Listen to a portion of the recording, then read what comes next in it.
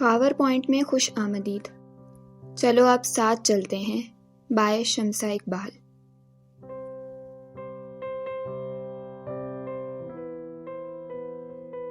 قسط نمبر 35۔ میں چاہتا ہوں ہمارے نکاح کل ہی ہو جائیں۔ حیدر کی آواز پر ہادی نے چونک کر سر اٹھایا، گویا اس نے کچھ غلط سنا ہو۔ میں چاہتا ہوں نکاح کل ہی ہو جائے ہادی، کیا تمہیں کوئی اعتراض ہے؟ اس نے سر اٹھا کر سوالیہ نظروں سے ہادی کی طرف دیکھا۔ حیدر تم… ہادی کو سمجھ نہ آئی وہ اسے کیا کہے۔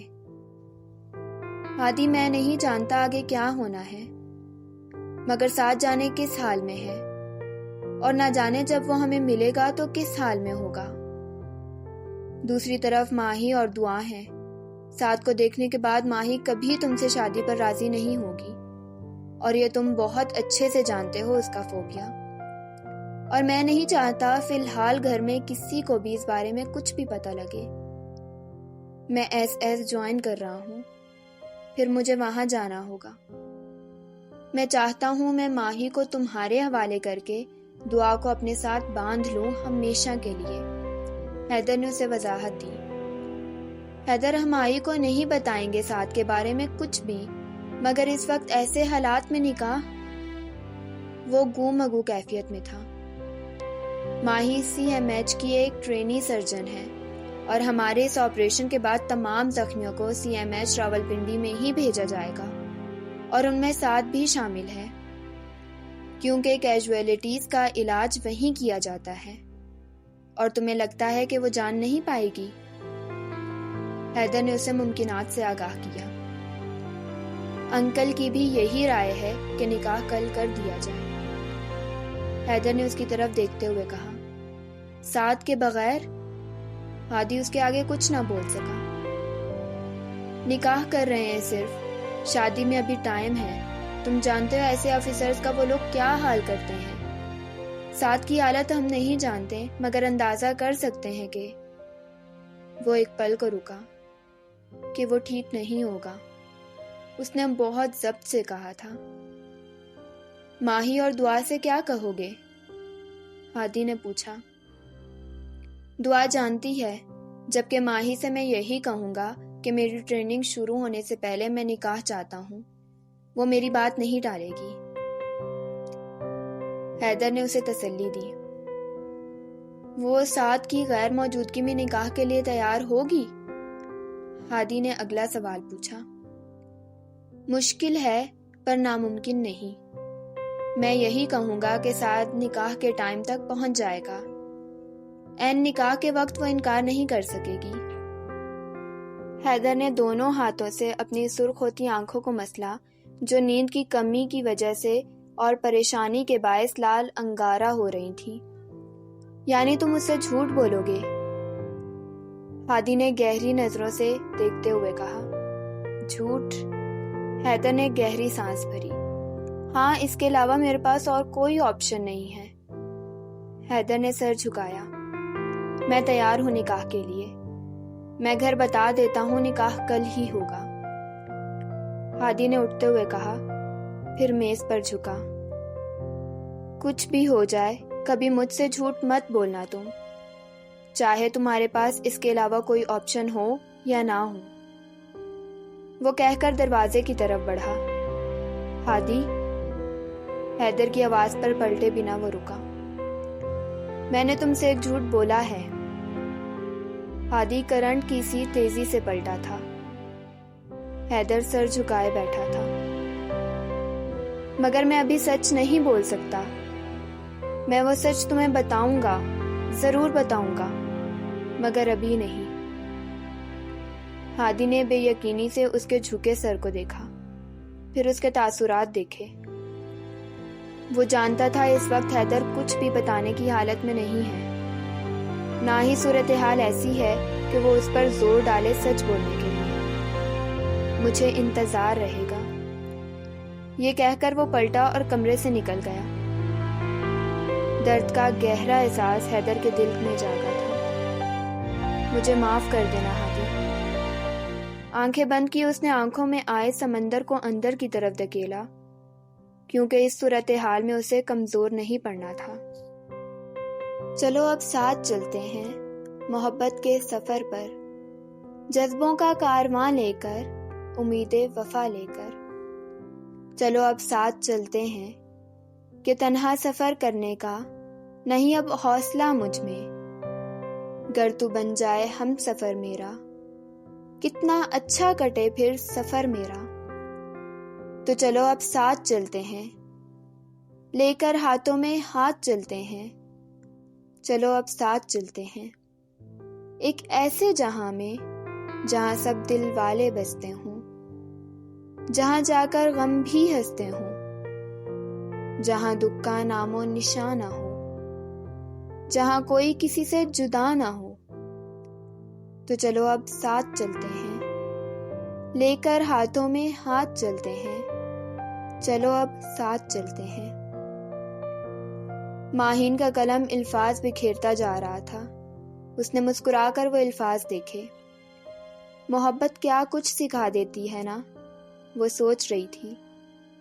کبھی کبھی وہ دعا کے ادبی ذوق سے تنگ آ جاتی تھی، بات بے بات شاعری، اور اب جانے کیسے اس کا قلم بھی الفاظ بکھیرنے کا ہنر جان گیا تھا۔ اس نے یہ الفاظ ٹائپ کرتے ہوئے ہادی کے نمبر پر بھیج دیے تھے۔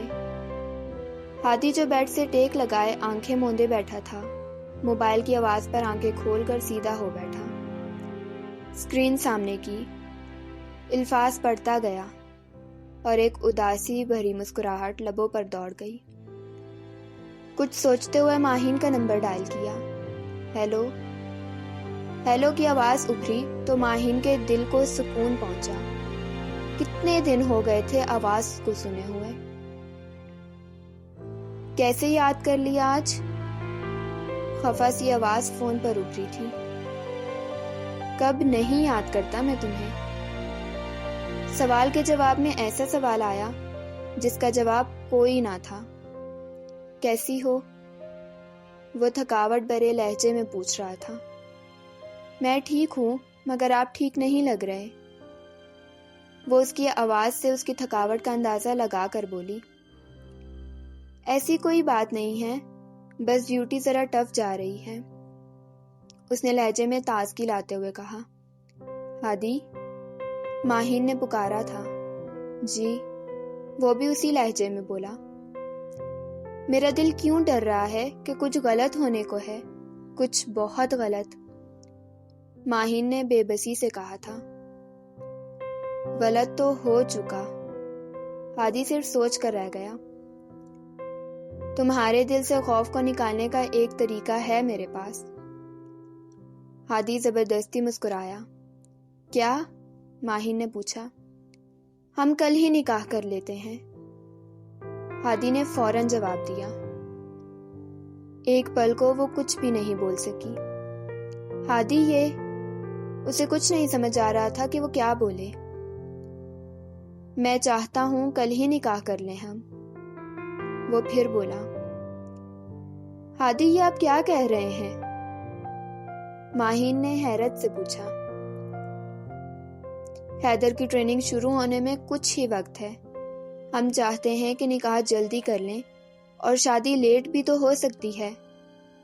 پاپا کا بھی یہی مشورہ ہے، حیدر نے بھی آنٹی سے بات کر لی ہے اور دعا کے گھر والوں سے بھی۔ میں بس تم سے پوچھنا چاہتا ہوں، تمہیں کوئی اعتراض تو نہیں؟ اگر ہے ماہی تو مجھے بتا سکتی ہو، ابھی صرف حیدر کا نکاح ہو جائے گا، ہمارا لیٹ بھی ہو جائے تو کوئی پرابلم نہیں ہے۔ ہادی نے اسے وضاحت دینے کے ساتھ ساتھ اس سے سوال بھی پوچھا تھا۔ مجھے ایسا کیوں لگ رہا ہے کہ کچھ غلط ہے یا کچھ ہونے کو ہے جس سے مجھے انجان رکھا جا رہا ہے؟ کیا ایسا کچھ ہے؟ سوال کے جواب میں جو سوال آیا تھا اس نے ہادی کے لبوں پر تالے ڈال دیے تھے۔ چند لمحوں کے لیے وہ کچھ بھی بولنے کے قابل نہ رہا۔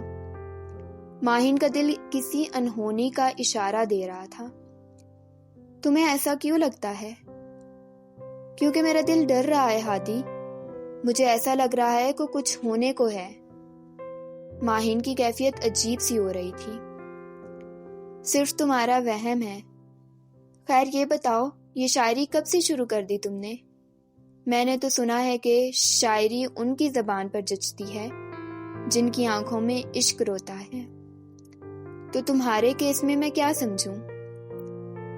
ہادی نے جان بوجھ کر بات بدلی اور اس کا دھیان بٹانا چاہا۔ اللہ نہ کرے میرا عشق روئے، ماہین نے دہل کر کہا تھا۔ ہادی کو اپنے الفاظ کی سنگینی کا احساس ہوا۔ تم عشق کی حد تک پہنچ چکی ہو کیا؟ ہادی نے سوال کیا۔ چل تو اسی راستے پر رہی ہوں، جانے اب منزل تک پہنچ پاتی ہوں یا نہیں۔ وہ اس کے سامنے نہ ہوتے ہوئے بھی جان گیا تھا کہ وہ اس وقت مسکرا رہی ہے۔ تم مسکراتے ہوئے اچھی لگتی ہو، ہادی نے اداسی سے مسکراتے ہوئے کہا، اور میری مسکراہٹ جس سے جڑی ہے مجھے بھی وہ مسکراتے ہوئے اچھا لگتا ہے۔ ماہین کی آواز پر وہ بے ساختہ مسکرایا تھا۔ ماہی، ہادی نے پکارا تھا۔ جی، وہ مسکراتے ہوئے بولی۔ چلو اب ساتھ چلتے ہیں۔ ہادی کی آواز آئی تھی۔ کل سے وہ اسی لہجے میں بولی تھی۔ تو چلو کل ملتے ہیں، ایک نئے شرعی رشتے میں بندھ کر، پورے حق کے ساتھ، ہادی نے پر امید لہجے میں کہا تھا۔ الوداعی کلمات کہہ کر ماہین نے کال بند کر دی تھی۔ اس کے ہونٹ مسکرا رہے تھے، آنکھوں میں آنے والے لمحوں کے لیے سپنے سجا رہے تھے، اس بات سے انجان کہ لکھنے والا اس کی قسمت میں کیا لکھ رہا ہے، خوشی یا دکھ۔ ساتھ ٹھنڈے فرش پر منہ کے بل گرا پڑا تھا۔ اس کی کمر پر سے جلد اتر چکی تھی اور کمر کافی حد تک جل بھی چکی تھی۔ زخم پر مکھیاں بھن بھنا رہی تھیں۔ تکلیف کی شدت حد سے زیادہ تھی۔ جسم سے ماس اس برف کے ٹکڑے کے ساتھ لگ کر الگ ہو چکا تھا۔ وردی کو تو اس کے جسم سے الگ کر دیا گیا تھا، مگر اس کے اندر بسے پاکستانی فوجی نے ہار نہیں مانی تھی۔ اسے یاد تھا تو بس وہ وعدہ جو اس نے وردی پہنتے ہوئے اس ملک سے کیا تھا، وہ وعدہ جو اس مشن سے پہلے اس نے خود سے کیا تھا۔ دروازہ کھول کر کوئی اندر داخل ہوا تھا۔ ساتھ ایک ٹرالی کسی شکل کا ایک میز تھا جسے ایک شخص گھسیٹ کر لا رہا تھا۔ وہ شخص سامنے کرسی پر آ بیٹھا۔ اسے کرسی پر بٹھاؤ۔ پاس کھڑے شخص کو اس نے حکم دیا۔ اس نے ایسے ہی ساتھ کو پکڑ کر اٹھایا اور کرسی پر بٹھایا۔ کمر جا کر کرسی کی پشت سے ٹکرائی تو ایک چیخ ساتھ کے لبوں پر آ کر دم توڑ گئی۔ ہونٹوں سے بہتا خون اب جم گیا تھا۔ سامنے بیٹھے شخص کے ہونٹوں پر مسکراہٹ دوڑ گئی۔ کیوں جوان، تھک گئے ہو کیا؟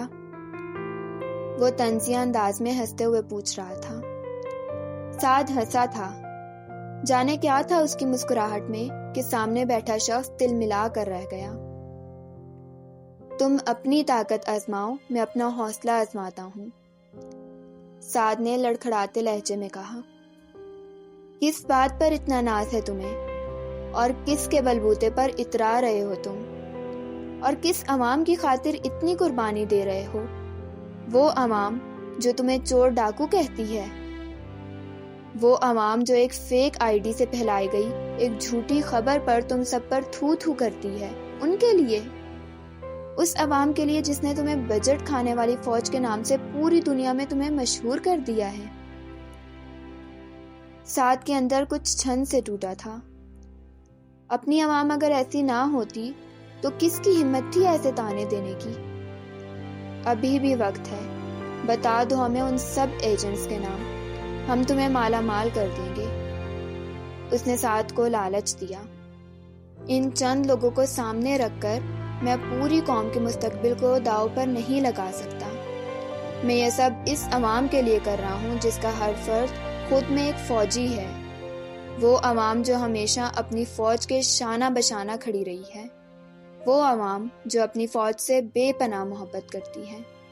جن لوگوں کو ورغلا کر تم جس نئی جنگ کا آغاز ہمارے ملک میں کرنا چاہتے ہو، ہماری فوج اور ہماری عوام کا ہر فرد اس کے لیے تیار ہے۔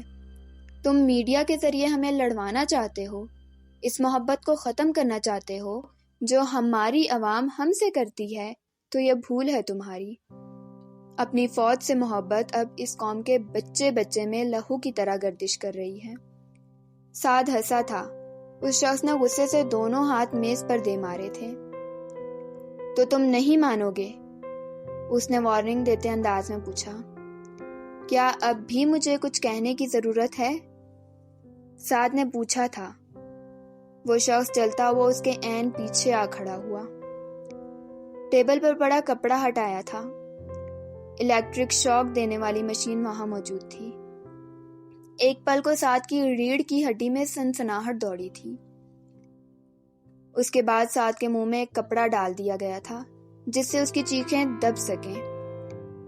وہ تاریں سعد کے سر پر کن پٹی پر رکھتا تو اس کا جسم ایک جھٹکا کھاتا۔ ارے اس کے منہ سے یہ کپڑا تو نکالو، میں اس محب الوطن پاکستانی کی چیخیں سننا چاہتا ہوں۔ اس شخص کی سنگ دلی عروج پر تھی۔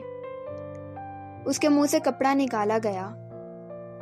ہر بار جب وہ کرنٹ کا جھٹکا لگتا تھا سعد کے منہ سے ایک چیخ نکلتی تھی جو فضا میں تحلیل ہو جاتی تھی، اور ساتھ ہی اس شخص کے کہکہے بھی گونجتے تھے۔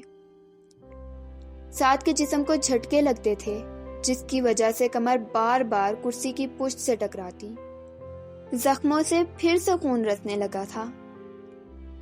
سعد کی گردن ایک طرف کو ڈھلک گئی۔ اس آدمی نے جھٹکے دینا بند کیے اور وہ تاریں ایک طرف کو پھینکی۔ پرسوں ہم اسے ان لوگوں کے حوالے کر رہے ہیں۔ انہوں نے کہا ہے کہ اگر ان ایجنٹس کے نام نہیں دے سکتے تو اس آفیسر کو ان کے حوالے کر دیا جائے۔ اب ہم ایسا ہی کریں گے۔ اس شخص کی آواز اس کمرے میں گونج رہی تھی اور ساتھ پڑے سعد کا خون قطرہ قطرہ زمین پر گر رہا تھا۔